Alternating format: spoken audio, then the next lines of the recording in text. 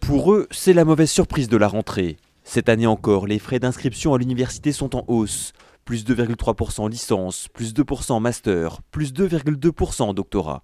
En moyenne, ce sont 5 à 10 euros supplémentaires que les étudiants vont devoir débourser. Quand on prend le chiffre comme ça, on n'a pas l'impression effectivement que c'est très conséquent. C'est quand on ajoute toutes ces augmentations, tous les frais sur lesquels le gouvernement dispose d'un véritable levier pour pouvoir éviter l'envol de ce coût de la rentrée, force est de constater que le gouvernement n'a pas choisi d'utiliser ce levier pour avoir un impact sur le budget des étudiants. Car cette augmentation s'ajoute à d'autres, prix du ticket restaurant universitaire, cotisation de la sécurité sociale étudiante, sans parler des loyers en hausse constante.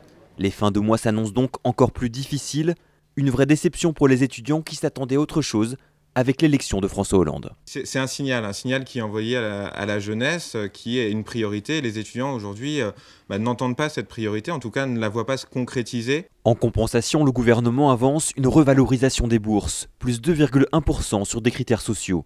Mais celle-ci ne concerne que 20% des étudiants selon la FAGE, qui exhorte le gouvernement à geler les frais d'inscription.